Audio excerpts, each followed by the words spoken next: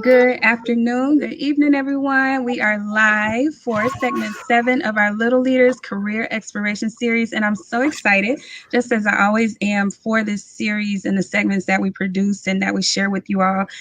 This segment's focus will be on public service.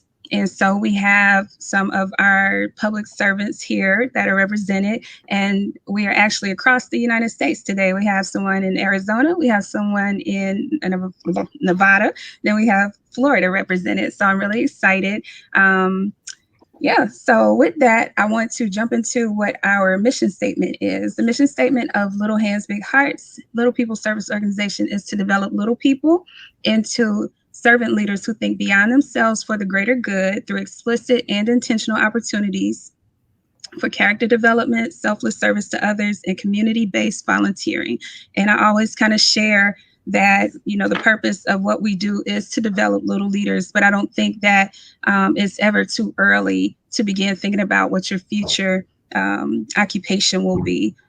Just working with little people, a lot of times, we wait until high school, and that's just not the best timing when you have so much going on. You can begin thinking about that now. So that's what we're doing. We're providing pre-exposure to different occupations and career paths from people who are experts in their field, from people who are studied, from people who are learned in academia and all of that. And we're giving that to you.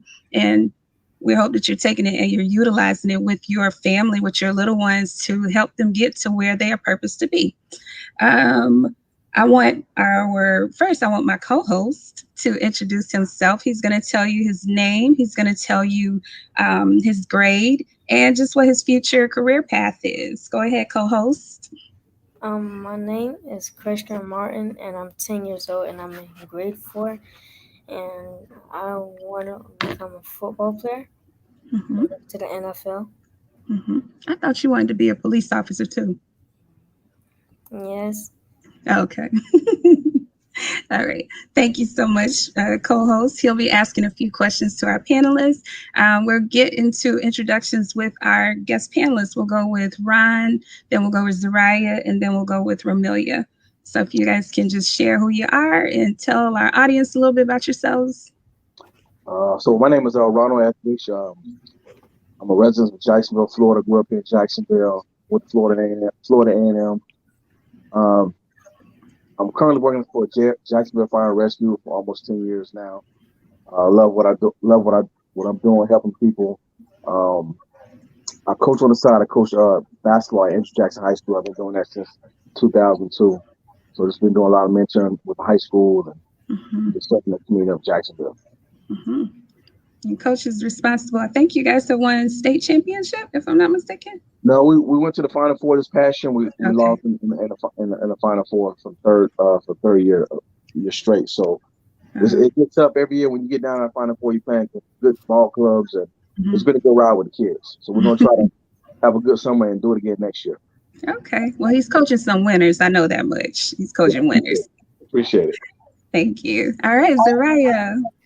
Hi, everyone. My name is Zariah Buchanan, pronouns she, her, hers. I am currently in Phoenix, Arizona. I am a suicide prevention epidemiologist here, and I do a lot of things on the side, so I won't go through that. You can ask for my CV if you want. But yeah, I'm excited to be here. Thank you for having me. Thank you for joining us. All right. Senior Master Sergeant. So I am Master Sergeant Romelia Jackson, and I have been in the Air Force it'll be 20 years on August 6th. And I'm happy to be here. Looking forward to the questions and the panel overall. Like Ron, I've done volunteer work as well, coaching with children. I've done Girls on a Run for about 4 years. And communities and schools, big brother, big sister. So, things along that line. So, yes, I'm looking forward to being here as well. And I will share, I happen to have a certain affinity towards Zariah and Romelia. These are my cousins as well. So we have a very distinguished family here. So thank you, ladies, for joining me. I appreciate you and I love you. Shout out to the Anthony family. All right. I forgot to say what my occupation was. I'm a paramedic firefighter for the Jacksonville. Thank you. All right, so we will jump into our questions. I'm going to ask one, and Christian, you're going to take the second question, okay? Ma'am? I said I'm going to ask a question, then you're going to ask the second question when we get to that one, okay? Okay. And it can be whatever one that you chose, okay? Yes, ma'am. All righty. So first question for all of you. What were some of the hobbies that you engaged in as a child that contributed to you becoming Master Sergeant, Senior Master Sergeant in the Air Force, an epidemiologist, Jacksonville Fire and Rescue? What were some hobbies that you engaged in? And it doesn't matter who answers first. So I'll go first.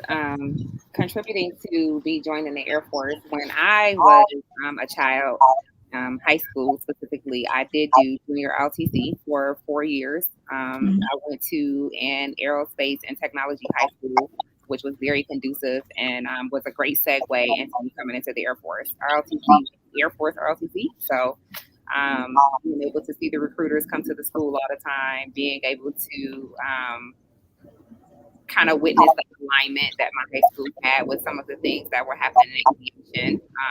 So drill team, aeronautics classes. Our school, we didn't have the traditional, Christian wants to be a football player. We didn't have the traditional high school sports like most high schools had. We had competition to do with aerospace and aeronautics, and, who can build airplanes and how far they can go. Just using different materials. So I can say that my segue in high school was fairly easy for me to jump into the Air Force and go forward. Mm-hmm. Thank you.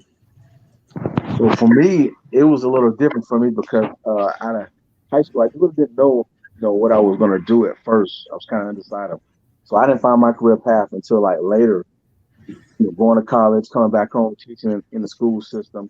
Mm-hmm. And, in the back of my mind, I always wanted to be a fireman. You have that dream or whatnot, but I didn't actually pursue it until like actually going to the fire stations, hanging out with some of my guys that were on the job, and kind of they hands on.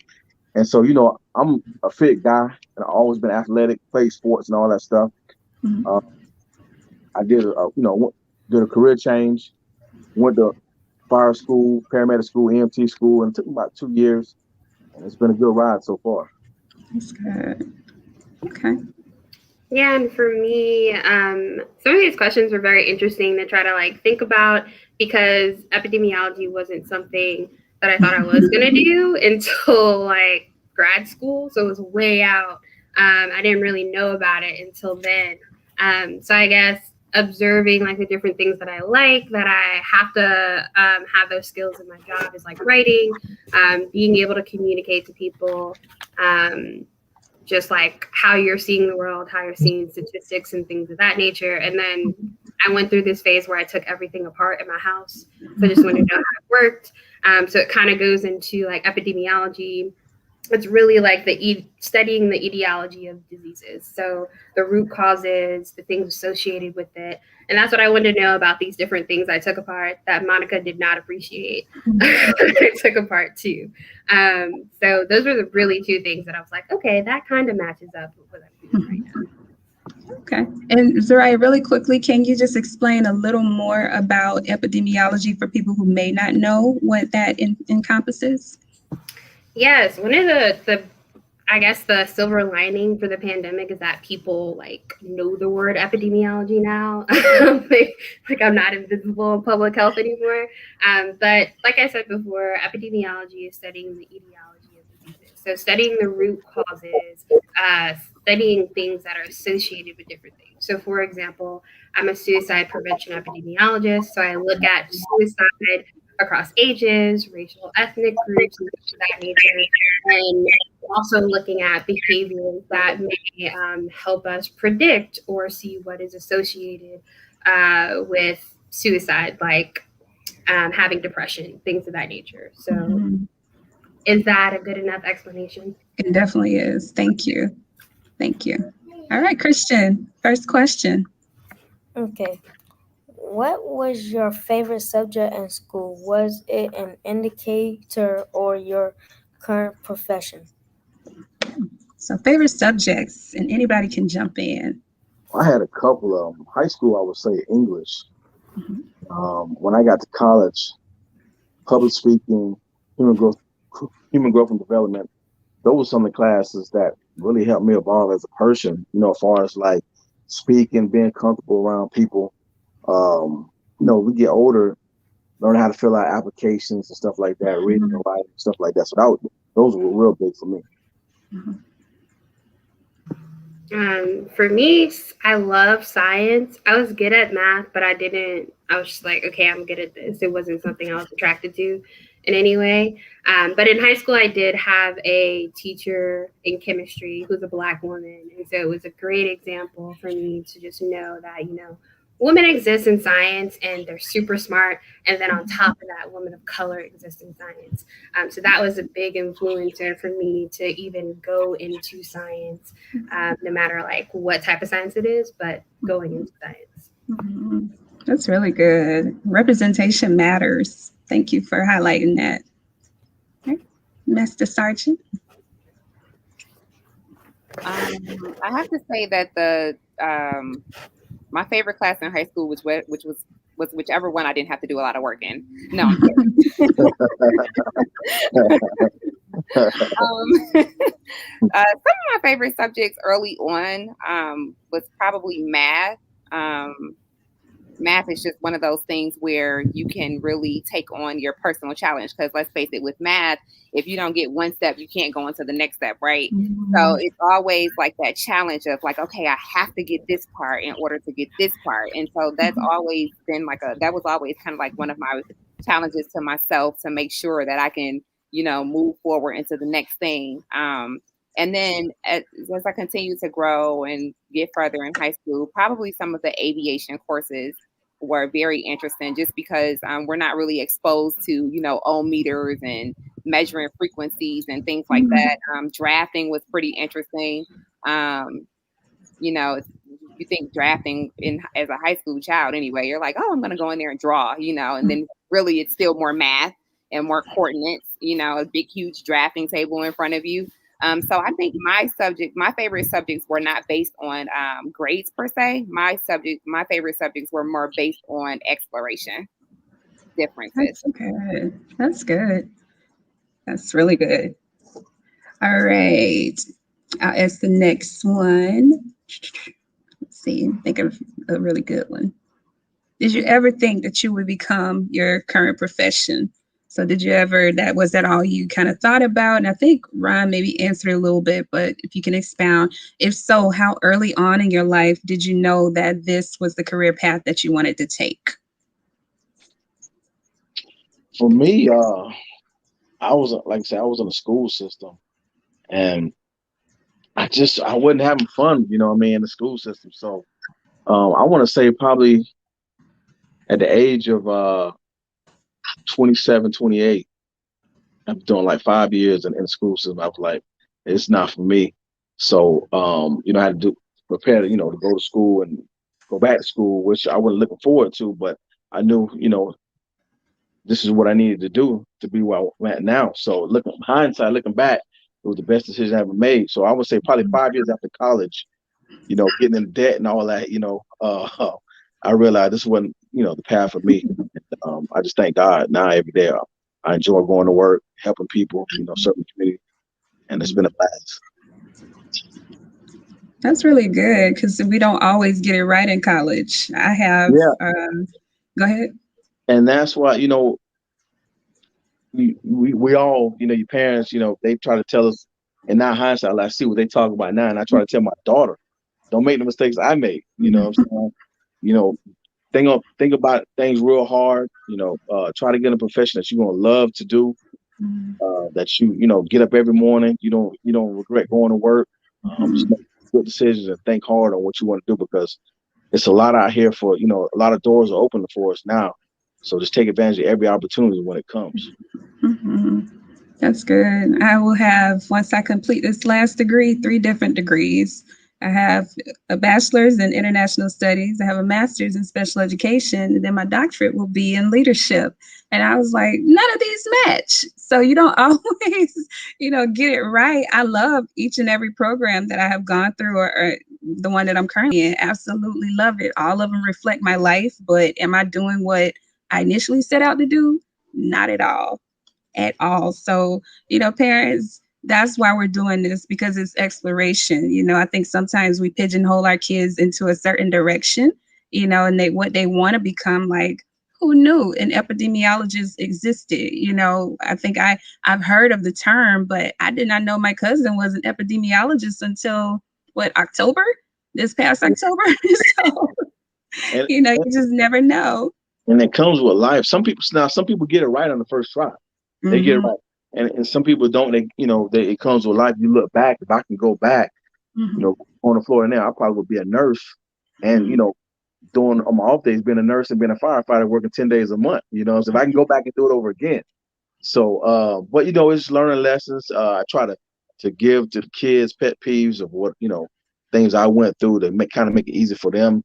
Because it's a lot of opportunities out there for them. They just go straight and narrow, stay out of trouble and do right. Don't shortcut things. Don't excuse my language. Don't half-ass things. Just be on the straight and up and just work, on your goals, man. It's a lot of opportunities out there for them. You're right. I think one of the most important parts about exploring different areas is allowing yourself to explore. So like my cousin Nikki said, she started in one thing, then over time, I'm same with myself. My bachelor's was in psychology. I thought that's what I wanted to do, but then once you get into it, you explore, you learn different things. It's like, oh, wait, you can't just be a psychologist. There's different routes you can take. You can take family, you can take organizational, you can take school, and then just as you grow just as you develop, as an adult as well, that also influences the direction that you'll take. So I think one of the best things about being an adult learner, if you will, is being able to allow yourself to explore and not feel, like Nikki said, sometimes children or parents may pigeonhole their child into a certain area. I think it's very important that we understand that we're going to explore for the rest of our lives. And as long as we have that mindset to want to allow ourselves to explore and learn and expand, I think we'll be quite all right. Yeah, I agree with everything said too. I 100% did not think I was going to be an epidemiologist. I went into undergrad thinking, I'm going to come out of here being a forensic psychiatrist. That's what I want to do. I'll work through like the mental challenges with that, whatever. But it really wasn't until I had to choose. I remember taking anatomy and I was doing so bad in anatomy. And I was like, maybe I shouldn't go to medical school. I don't know. And I remember having like a sobering conversation with my professor. And he told me, you're not spending enough time studying for anatomy. You're too busy going to these protests. Like, what are you doing with the time? We found out I was going to protest instead. And so it was kind of, for me in my head, it was medical school or protest. And I chose protest. I chose social justice. And then within social justice, I then pursued public health, which has the foundation of social justice on it. So I was like, this is where I should be. What am I going to do in it? I don't know. Because I didn't want to take biostatistics. I did not want to take epidemiology. I didn't know what they meant before I went into my master's. And then I got into classes and my professors were like, you're really good at this. So what are you going to do with that information? And I'm like, become an epidemiologist.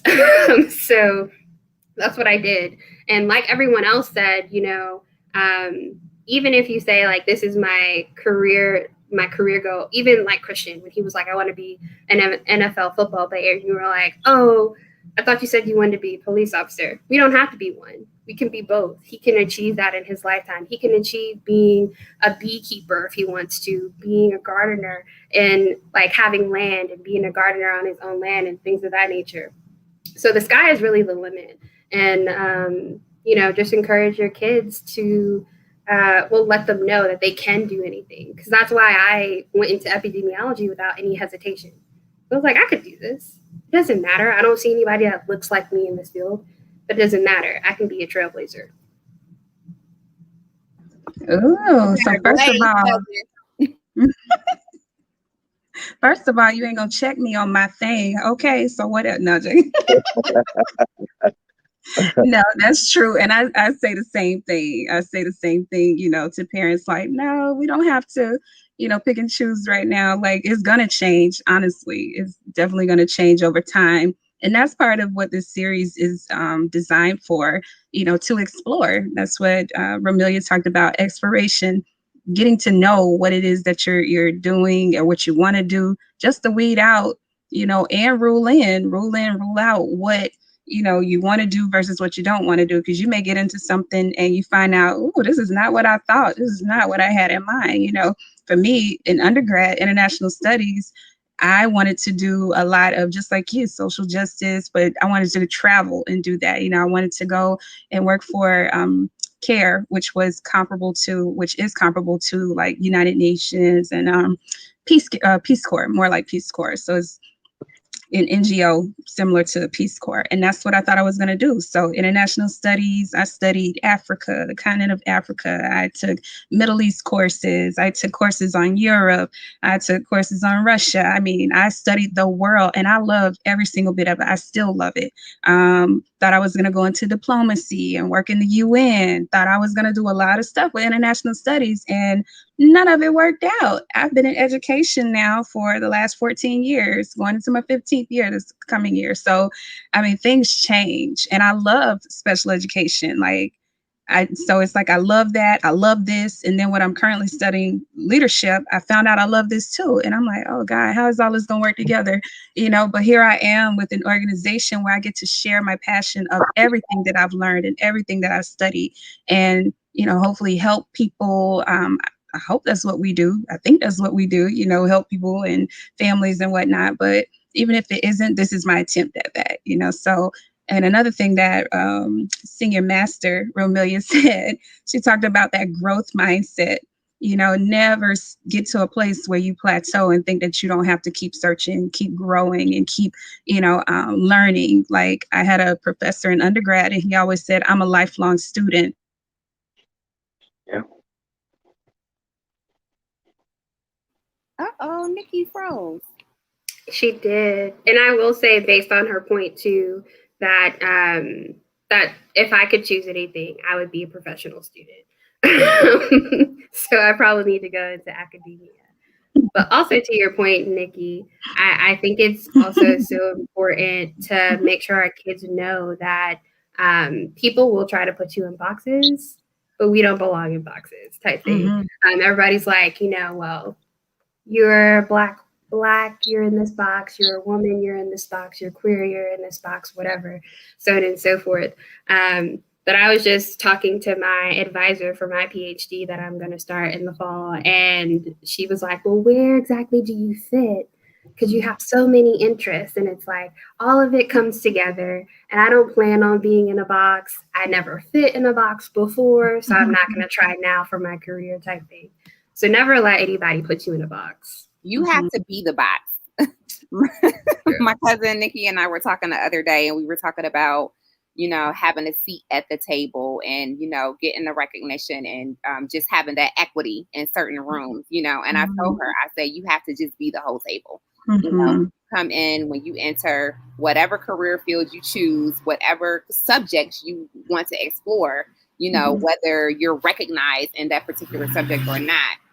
When you, have that confidence and you're in that adult mindset, that adult learning, that lifelong learner mindset, you just have to be the box. You just have to be the table. Like Zariah said, I don't have to, be in one way. They mesh, they merge. And so I think that's extremely important. In the Air Force, I've been in logistics for, my whole, almost 20 years. And with me finishing up my doctorate degree at the end of the year, like Nikki said, in education, mine is in organizational leadership, but the umbrella is education. And so, for a while I struggled, and pray and ask God for guidance on, do I let this 20 years go? But then you think about it and say, no, like Zariah said, it all comes together. There's leadership in supply chain management. Like Zariah said, being a trailblazer, how can I merge the two to get to where I need to go? So yeah, again, like I said, when you're, when the children are deciding and, parents are trying to figure out what it is, that I may want my child to do, let them be the table, let them be the box, let them have that creative space to take that, wherever they go, however they choose to get there. That was good. It's definitely good. Thank you. Definitely got to do what's best for you. Don't leave no stones unturned. No stones unturned. Especially in today's society, so much is going on, just with minorities and whatnot. Like, we can't afford not to get into certain arenas in certain areas. Like, there has to be representation in certain areas because of the onslaught of what we experience just being minorities, so yeah. Okay. All right. Let's come back. All right, Chris, you ready? What's your next question, buddy? You're on mute. Okay. You're on mute. Unmute yourself, Chris. He just reading his question away. Yeah, he is. There we go. What communication skills are required to effectively function in your profession? There you go. All right, now you can mute again. Thank you. So what communication skills are required for you all to function in your current profession? Man, people skills. All of them. Every single last one of the communication skills, whatever they're called, those are the ones that we need to effectively manage. Yeah, I think communication is a huge part of my job because a lot of times I have people that I encounter that are like scared of numbers.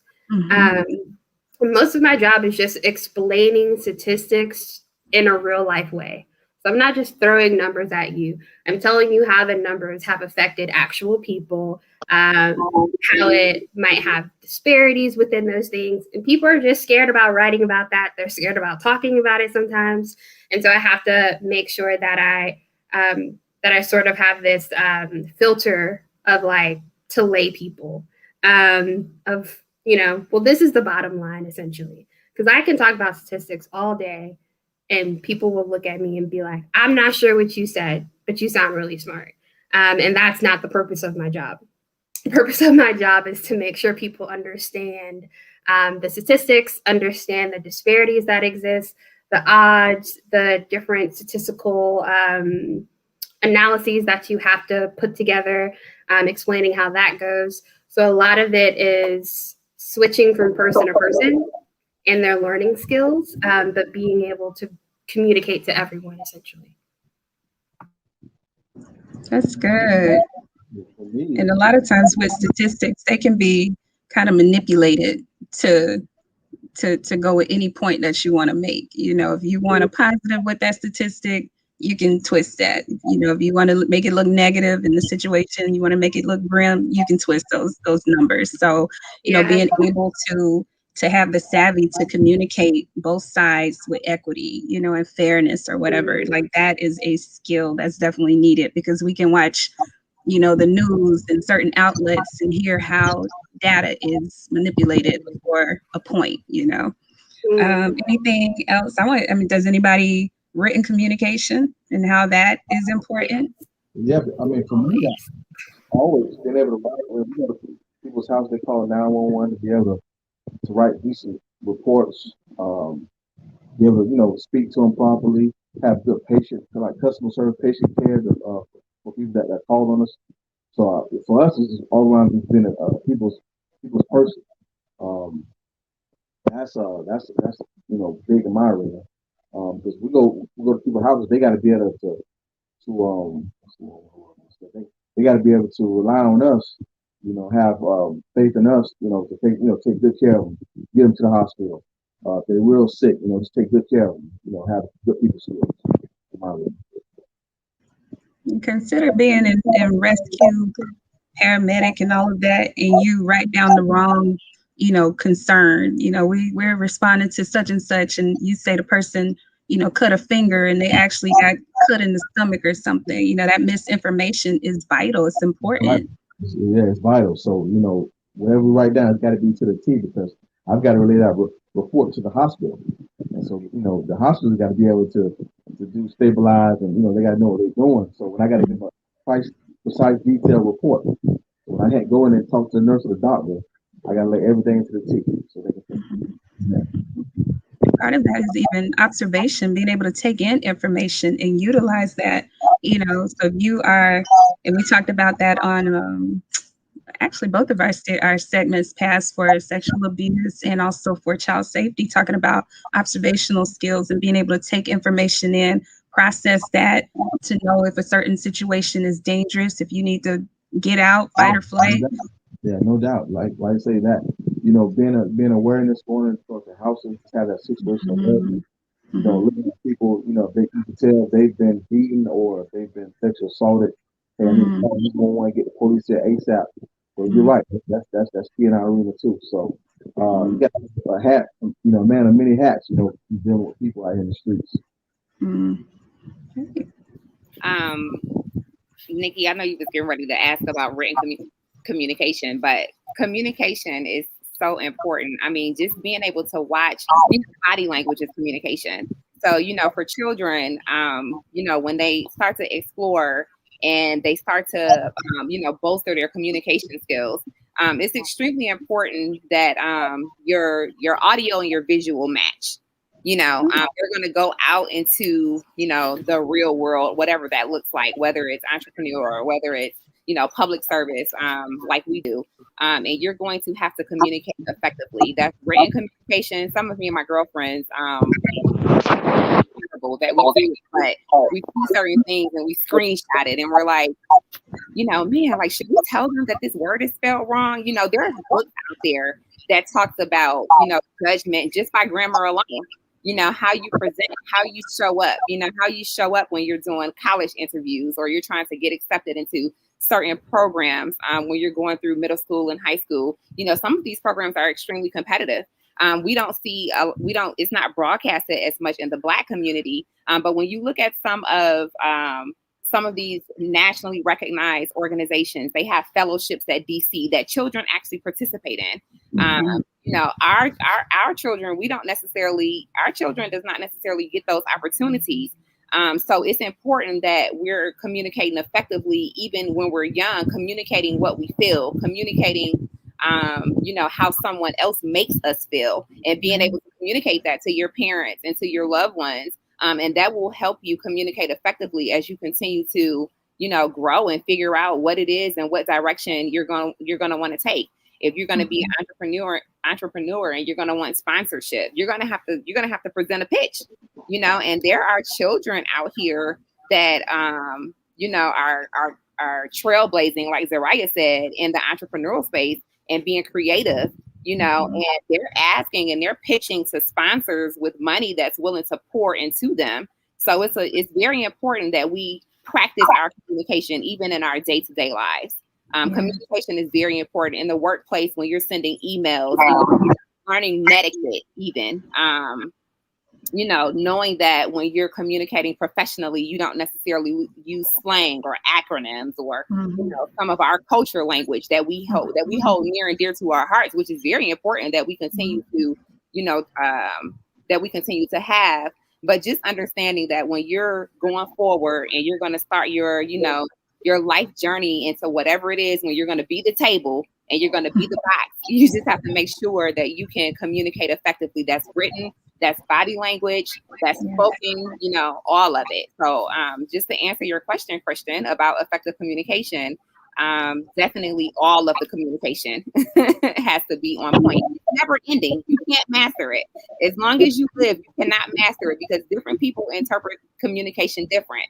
So that's also going to be important, knowing how to communicate like a chameleon. When you're talking to this, this demographic, to pitch it, to make a pitch for, a product that you created as a child versus when you're applying for colleges versus when you're going into the workforce. So communication is never ending, ever, ever, ever. We do so many courses in the Air Force on communication and effectively communicating. So yeah, communication is important, Christian. Stay on it. Yeah, and I would also add to two other things: active listening and asking questions. that is like one of the biggest part of my jobs is asking the right questions to collect the right data to answer the overall question or hypothesis that you do have. But also, I'm just like, as I'm growing older, people always say, always have questions at the end of an interview.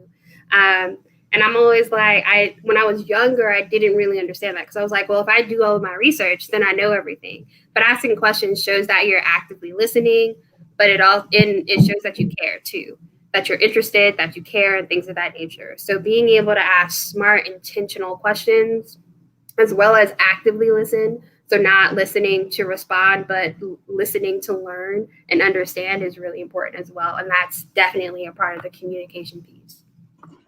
That is excellent, excellent. So 2 things: active listening and listening to really hear, and being able to not just to respond, but just to take in the information, process it, asking those questions. That starts in the classroom. That's something that should be practiced in the classroom. When you don't understand something, you're not sitting in the back of the classroom or sitting in your chair, you don't understand, and you choose not to raise your hand and advocate for yourself. Asking questions is also a form of advocacy, self-advocacy. So you open your mouth, learn how to speak, learn how to advocate for yourself. I don't understand and I need clarity. There's nothing wrong with that. So parents, I am challenging you, to get your child in the habit of asking clarity questions that clarify, because it's needed. It's definitely needed, especially as you're learning and you're growing academically. You need to be able to, communicate that you need more support and more help. And then Romelia talked about, the generation that we live in, like the communication skills. I call it text talk. That's what she was saying, inevitably. There's such a disconnect between, and I think it really is like our generation, and this generation that has come after us, because I grew up, and I'm sure you all did, where we had English books, we had grammar books, and you had to learn how to form a sentence, syntax, and all of that. It was a part of your lessons, and it's just a little bit different now. And so we have a lot of people who show up at interviews, and they show up, for scholarship consideration and all of that, and they have no skill to communicate that they deserve. They can be as smart as they want to be, but probably drop the ball and miss, the opportunity because of how they communicate, their worth and their value to people. So parents, being mindful of, and I think a lot of us do it. I'm kind of old school. Like, I don't like to send a grammatically incorrect text. I really don't. So I will fight myself. I will asterisk and all of that. Like, no, this is actually what I meant. My bad. I do it almost days later for me. I look at something, I'm like, I'm so sorry. I know I'm 2 days late, but I just saw this error and I must correct it. Really? And maybe it's family. I don't know. I'm just choosing to say it's that we operate in excellence. I was a spelling bee champ 2 years in a row. I went to city finals. So, charge it to my heart, not to my head, whatever. But just being sure, making sure that your children have that communicative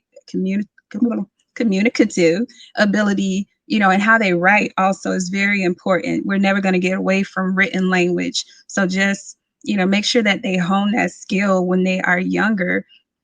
It may not be, spelling may not be a subject that we, have in school anymore, but it's still necessary. And it does say a lot. We're not talking about children with disabilities, dyslexia, and all of that, but there's so much technology that supports people with disabilities also. Special education educator here. So you won't get away like that.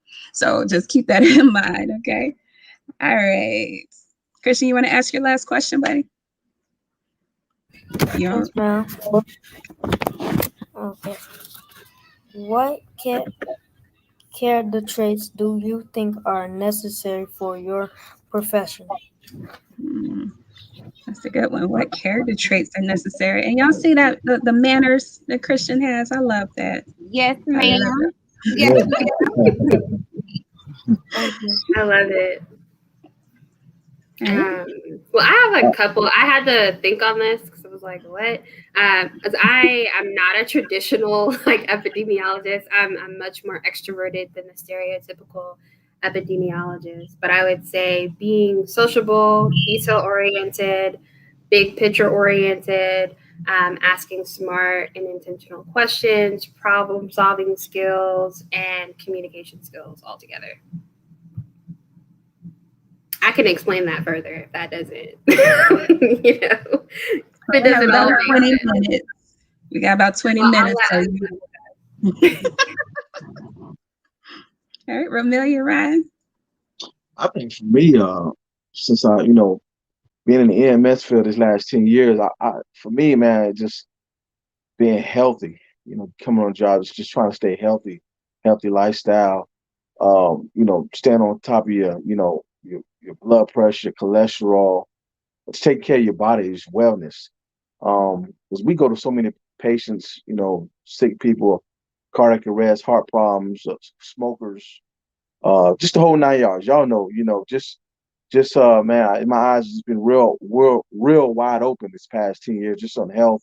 I tell the guys, when they come on a job, take care of your body, stay away from certain things that's gonna put miles on your body. But not only health, just being honest, just taking pride in what you do on the job, taking care of the people you come in contact with, and just work hard, just work hard. I think some of the character traits that that have helped me is in the Air Force we have like this set of core values, and if you parents, if you have not already, I know my sister, she sent me my mission statement that I had.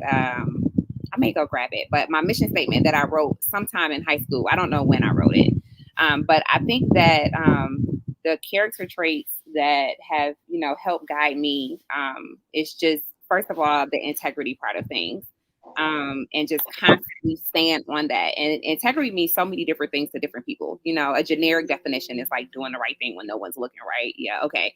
Integrity to yourself, like what does that mean for you? What are some of the character traits that you can use to give back for other people? And I think with everything that's going on now, even with our community, I think a very important trait to have is being a voice for people that don't have a voice. So my husband talk about all the time, when he was coming up in high school, it wasn't cool to be a bully. Like, you bullied somebody and then next thing you know, you were the one getting beat up, because it's like, why are you, like, what are you doing here? And I think things just have shifted so much, but just having that voice, having that internal motivation to do the things that what's right, and when and you can't unknow, you can't not know it anymore.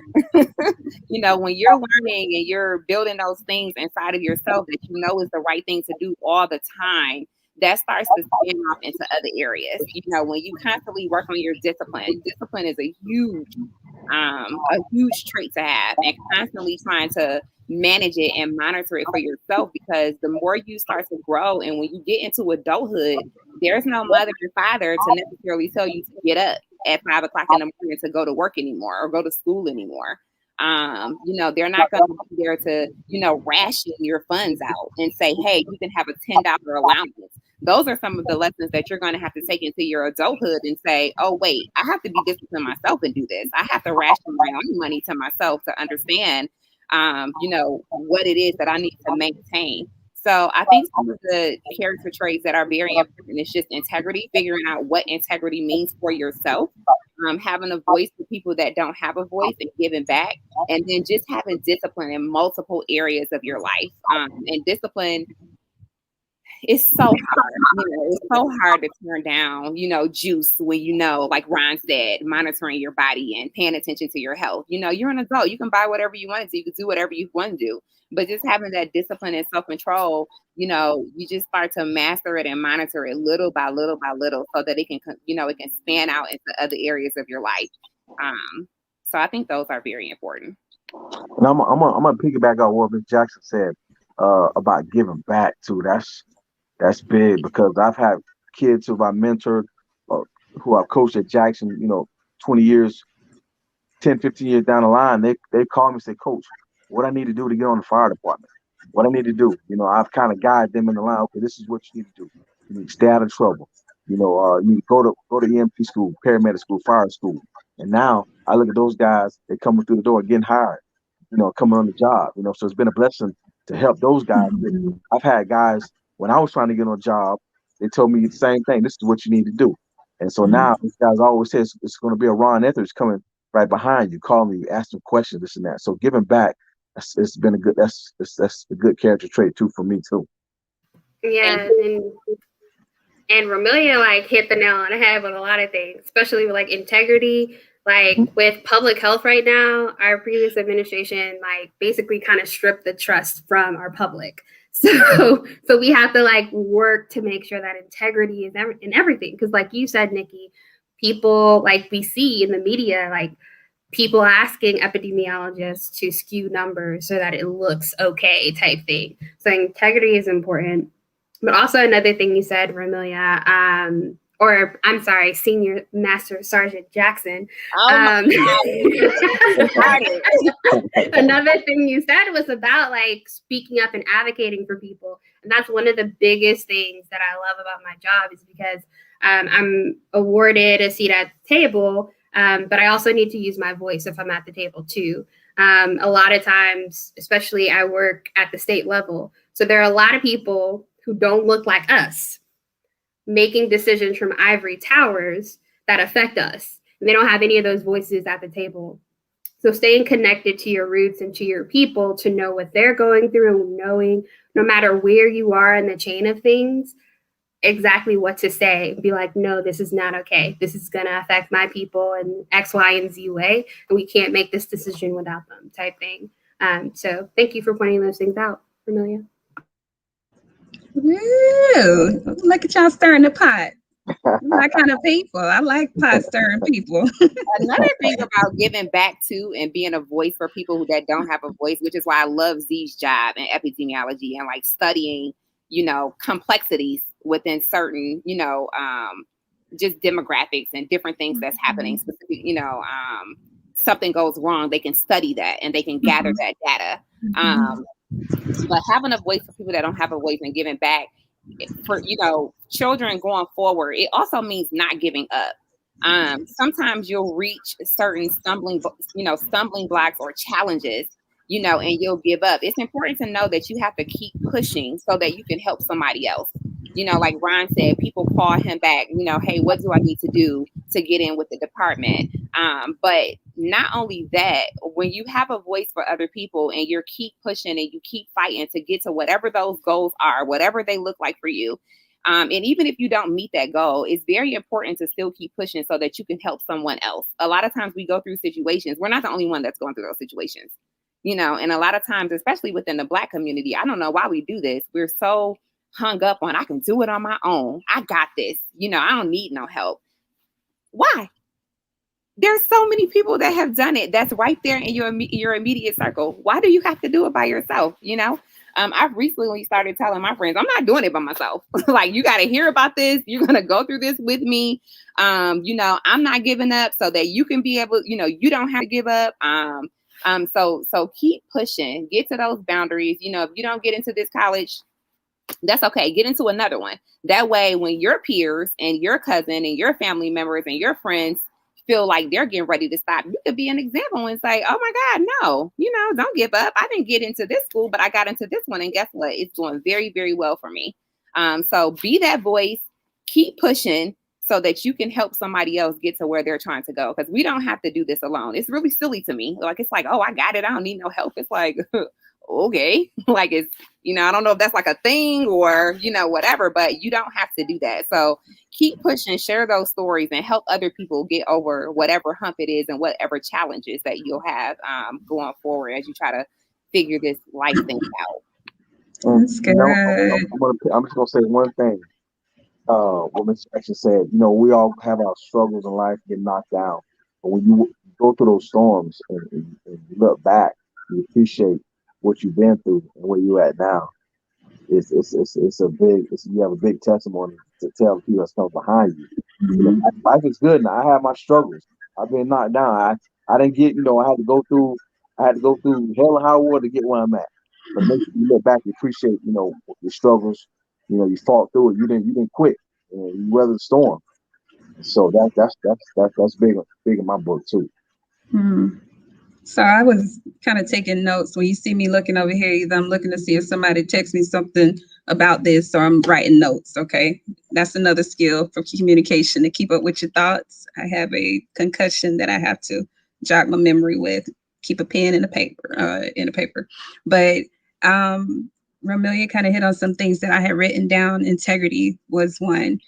Teamwork. She's talking about you don't have to do it alone. For me, teamwork has been so pivotal. Going into education, if you were ever in education or you decide that you want to go, being a teacher of any type in anything educational, you can't do this alone. You cannot. And I would imagine for those careers that are represented here today, you can't do what you do alone.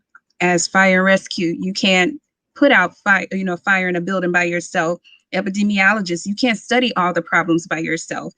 Air Force, you can't what is supply and control, supply and demand, you can't do that by yourself. Everything that's represented here, you can't do it by yourself. So it's important to learn how to build good working relationships, to learn how to have peers that you can rely on, that you can support, and that can be supported by you. To have that good working rapport, you have to be able to just lean on people and lean into people. A lot of times, if you're really doing your job well, the weight of what you do weighs on you, because you see the disparities, you see the problems, you see the issues that are attached and associated with what you do, and you want to solve problems.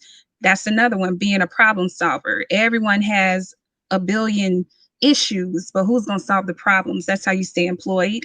That's how you are gainfully employed and remain employed. You are problem solving, so building that work rapport. Teamwork is so important. Hard work, and I want to counter that with, yes, we have to work hard, but we can also work smart. So being efficient, you don't always have to, people always talk about hustle, hustle, hustle. That's not my story. That's not my story. Every single day I put in the work to do, to be who I am.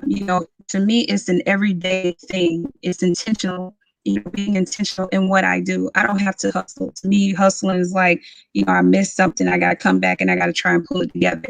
Every single day, I do what I'm supposed to do as far as my job is concerned. So I'm not a hustler by far. I've never subscribed to that. And I don't tell children to do that. So that's not the narrative that you'll get from me. Resilience. We talked about, I can't think who it was, but being strong, resilience, being able to bounce back from those things that come to stop you and impede you. I think that's a skill that a lot of children do not have, but it has to be developed also. It has to be developed. We go through stuff. Life is going to always happen. It's always going to happen, but how you recover from it is so important. So parents, that's a skill that you can work on helping your child develop. If they don't get the trophy, for this game or this team or whatever, help them practice harder. The story of Michael Jordan. I'm not a Jordan fan. I was Penny Hardaway, go Penny, #1. But for me, I remember hearing the story of Michael Jordan. Like he didn't make the team like the first time, I think in high school. That wasn't his story, but it made him practice harder. It made him work harder, and that's resilience. He became, I will give him that, the best NBA player, him and Kobe. He became the best. He became the model, the prototype for what an NBA basketball player should be. But he did it based on his hard work. So he didn't stop when he got knocked back. He kept pushing. And then discipline. Thank you for that, Romelia. Discipline is so key. We want everything that we want, but we don't want to work for it. We don't want to be intentional about getting to it and do what we need to get to it. Nobody's an overnight success. We hear these stories and whatnot, but a lot of times they don't tell the truth of what they actually had to go through, how much they had to toil, how much they had to work to get to where they are. Nothing, if it's overnight, it's probably not going to last. So just be mindful of that. We have time for maybe one more question. Are you guys okay with that? Yeah. Bring it on, Nikki. I'll bring it on home then. All right, last question. How would you encourage a parent of a child that's interested in your profession? What are some ways that parents can support those children, whether it's in conversation or exposure to certain aspects of your profession? What are some ways that parents can encourage their children if that's something they think that they want to do? For my profession, we I always encourage the parents and students to come ride along with us at the station, come at the station, hang out with us for a couple, for a couple of days. You know, come on calls with us to see how we work around the station, and just to see, because you know, seeing blood and guts and running the burning house is not for everybody. So I always tell the guys, you know, whoever is interested, come do some ride-alongs with us. Come talk to the guys, because you know you're gonna see some stuff you don't want, you know, that you see on TV. It's the real deal out in the streets. So I was just trying to talk to the kids, man, and ride along was big. You know what they see, you know, in real life is gonna be, you know, key. So that's one way I try to, you know, interact with kids and talk to parents about, you know, come doing ride alongs with us. That's good. Demonstration, being up close and personal, because a lot of times what we learn in the books is really not what happens on the actual job. I can tell you in education, I learned a lot of stuff, but none of it applied really till I got in the classroom and I saw like, oh wait, these children don't look like in the book. You know, this is a whole nother case study right here. I never seen this one. So it's that real deal in the streets. Yes. So, you know, that's big, because like I say, everybody's not out for blood, you know, blood and guts and gore and getting shots and, you know, people getting killed on the spot. So but ride along, that's very, you know, key.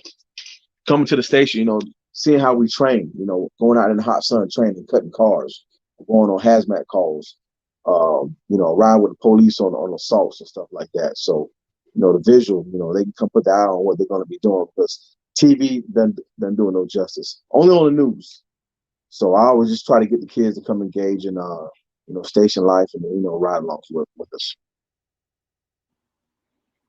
I think for the Air Force, because we're such a hodgepodge or melting pot for several different career fields, I think that it's important to determine the routes that you want to take to get to your career field when it comes to the military. The Air Force specifically, I can't speak for the other branches, but what I can speak for is that when you decide to take that step, just knowing that it's about something bigger than yourself. You're going to enter an organization, pretty much a conglomerate of other people from different backgrounds, different ethnicities, just a very diverse, and not just diverse in color either. So many people get that so wrong. They think diversity is just about, you know, color. But we come with diverse perspectives from all over the place, all over the world. But I think that it's a good way to kind of explore a little bit different things that you want to do. I would not recommend it for everybody. It's definitely not for everybody. It's kind of a controlled environment. If you are someone that loves to be around your family all the time, it's not necessarily the best for you, because you're going to leave for your family. There's very few that stick around your family. However, there are different routes that you can be around your family. We have the Guard, we have the reserves, but I think it's just very important to do your research. So many people, you know, want to go to the military to go to school or to get a free education or to travel the world.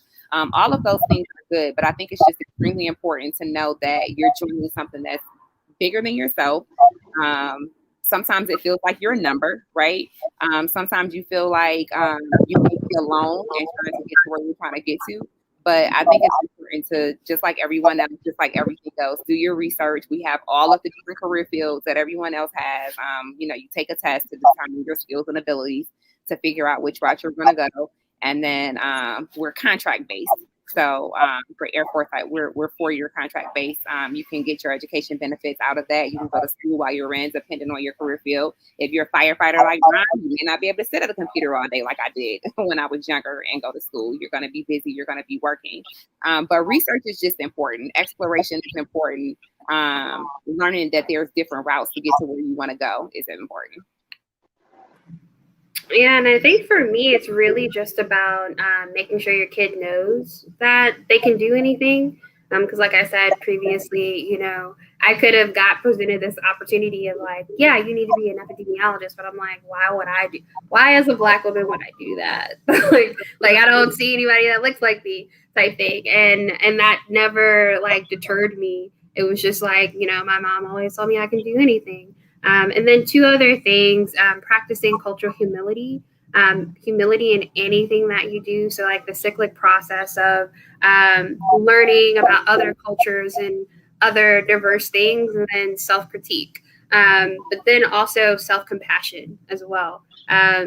Because everybody has talked about how it has not been easy to get where I've gotten. And without self-compassion, you might have just stayed in the rut that you were in instead of getting over that hurdle. But with self-compassion, you can get over that challenging hurdle, whatever you need to do to get there. So those 3 things is what I would really recommend for parents to teach their kids.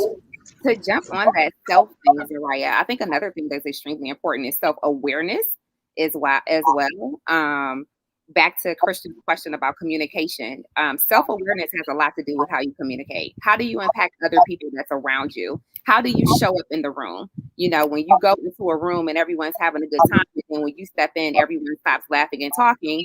You know, it may be a good time to start taking a look at some of the self-awareness and practicing that and working on that, because that's a part of communication as well. You know, how you present yourself, how you show up, how you impact other people, even when you communicate with other people. If every time you talk to somebody, you know, in the workplace, and, you know, when you get done with the conversation, they're crying or they feel uncomfortable or they feel uneasy, it may be a good time to take a look at your self-awareness. It may be a good time to take a look at how you impact other people when you communicate with them. Self-awareness is extremely important. I think the term they're using for it now in industry is emotional intelligence. Yes, we call they it cultural baggage over here. Know your cultural baggage that you bring to the table. Baggage. Yes, ma'am. Love it. That's good. And while Ramelia was talking, for me, I heard self-assessment. So being able to take account of who you are, how you are as you deal with people. And yes, EI is very important. I'm learning about it. It's something that is just piqued my interest. So I find myself talking about it very often as a leader, you know, and making sure that as a leader, I operate with emotional intelligence, that I'm learning empathy and how I deal with people. There's always something more you can learn with that. So that self-assessment, not thinking that I have arrived, but that there's some room for improvement. I have a hashtag. I'm gonna put it on the shirt. Y'all can buy it. It's called "You Grow Girl." You grow, girl. I'll pay full price for it. Okay, I will not ask for Hashtag "You Grow Girl," and then the other one is hashtag "You Glow Girl." You keep on shining. You keep on, you know, achieving. Keep going, but also you keep on being developed in the ways that you need to be developed. Don't ever think that you have arrived, because you haven't. You know, there's always something more to learn, to do, to grow in, and all of that. And when you have mastered an area, you know, in a few years, go back and take a look at it. It's going to be some, you know, some lacking in there somewhere that you can go back and revisit. It's just like a car, you know, every so many years you need or so many miles or whatever, you need a wheel alignment, you need a tune up. You know, you have maintenance checks along the way, you know, so when it comes to growing, you know, and developing within yourself, you know, you're going to have to go back and do alignments all the time. You know, you're going to have to be able to, you know, accept the critiques from the people that love you. You know, if somebody tells you, you know, you hurt my feelings when you said this, it's not your responsibility to but them. It's your responsibility to say, tell me more. What can I do to do better? You know, obviously there's going to be all these people that you can't please, but when it comes to loved ones and getting into the workplace, and when you get into college and you get into these different teams that you want to be a part of, and these clubs that you want to be a part of, you have to make sure that you, you know, humility. That's just huge. Humility is such a big thing.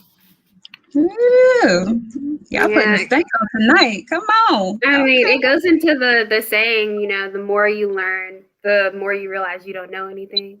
So, like, you know, when people, they always say, oh, you get out of undergrad, you feel like you know everything. You get out of your master's, you're like, do I know everything? And then you get out of your PhD and you're like, I don't know anything.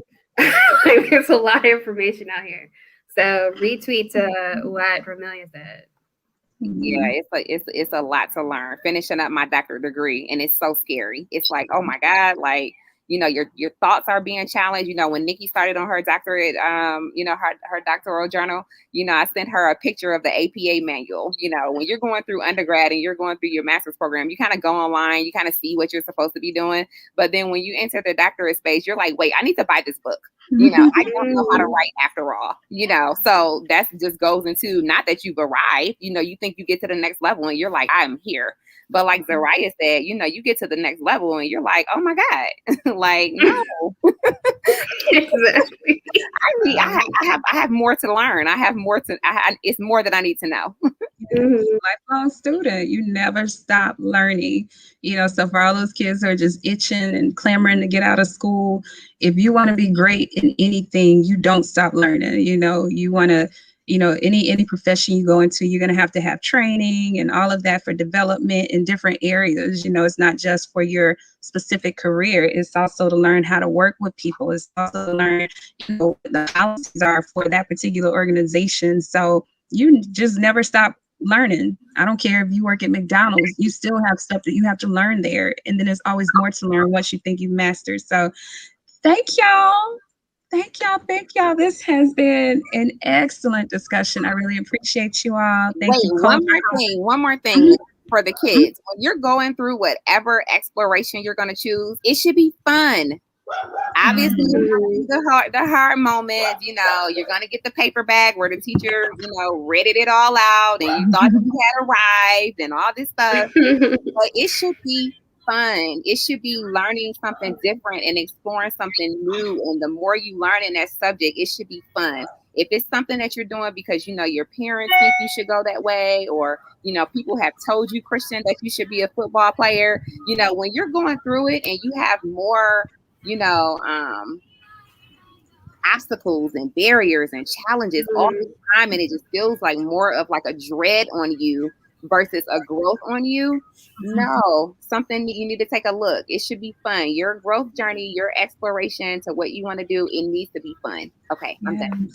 No, that was excellent, because I'm sure all of us could say, you know, there have been some hard times in our professions where you're like, you know what, this is dumb. What am I here for? You know, but the other side is I actually wake up and I love what I do. I love, you know, the heart of what I do. You know, when I go in, I know that I'm making a difference. So once you know and you love what you do, it pushes you through those hard times. You know, you have a reason beyond the reasons that there are to stop or to discontinue whatever it is that you're doing. So thank you for that highlight. Thank you. I also had one more thing. Yeah.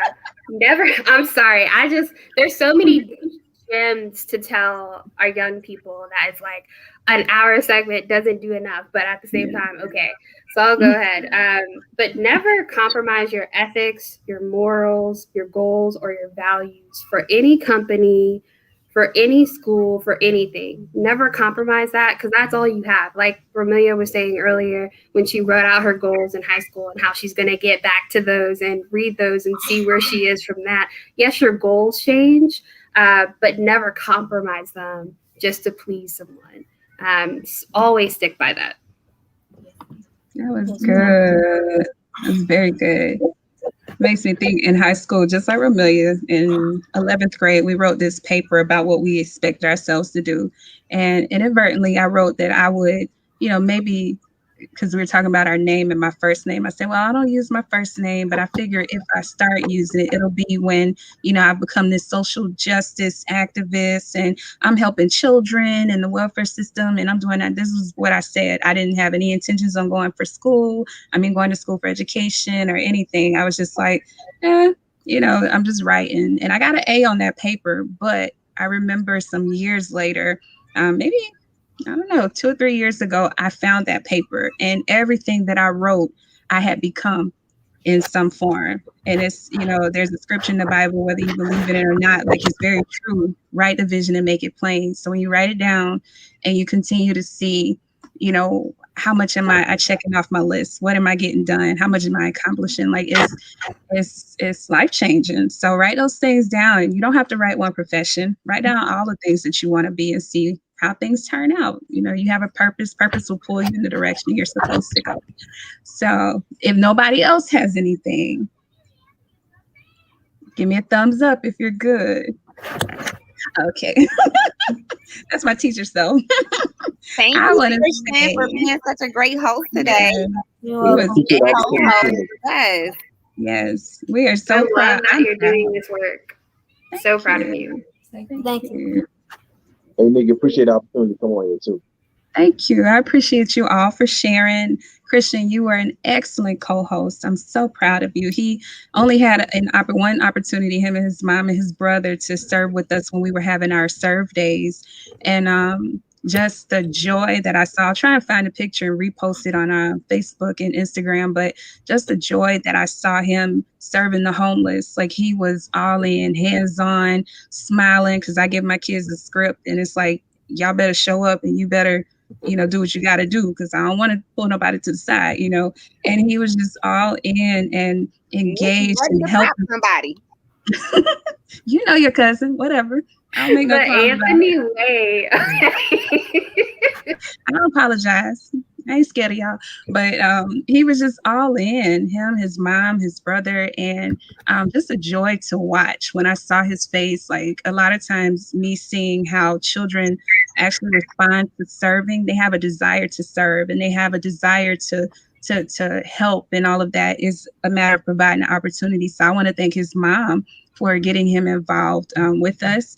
And she asked if he could be on this particular segment because of what he said he wanted to do. So her just, helping him to find those opportunities. Thank you, Ron, so much. Yeah, and that's basically it. We have gone about 10 minutes over. Y'all obviously don't mind, so I don't mind, but thank y'all. I love each of you. I appreciate you for sharing with us. Next month, we will be looking at transportation sciences, so different types of transportation around the world. So we have a pilot, if I'm not mistaken. Ramelia is working on that for me. We have a pilot. We've got trucking. We are working on the train and all of that. So how to move goods and all of that. So tune in for that. We also have a series that we start on the 29th. It's called Building Strong Children, Building Strong Families. And we are focusing on just different issues that impact families. I don't believe that you can have a strong child leader if there's an environment that child goes back into that impacts them negatively. So we are dealing with the environment that child goes back into. So we want to arm, we want to equip, families to produce these little leaders, and we want to make sure that you have information as a starting point to help your little leader get to wherever they are supposed to be in life. So next month we'll be focusing on resilience. We talked a little bit about that tonight. So how to develop resilience. I have a friend of mine that will be joining us, Danielle Darty. She is an educational specialist, 20 years in special education. Trust her information. I definitely do. So join us for that. We also have our family series kickoff, which will be on the 29th. And that is called Family Redefined, where we're looking at what family looks like now. We had a traditional view of what family was, but it has changed. But there are certain things that are just staple to what a real family unit looks like. And I want to convey that, even though it may be one parent, maybe, a grandparent or whoever is raising that child, is still family. So we want to convey that. So just join us. We got some good stuff coming out. And thank you all for joining us tonight. Thank you for the comments, the shares, the likes, all of that. If you haven't liked our page, make sure you do that. And that's on all social media except Twitter. I don't do Twitter. I haven't gotten there yet. It's too much. But anyhow, yeah, like all of that. We appreciate you. I love you all. Thank you and good night. Thank you. Good night. Thank you.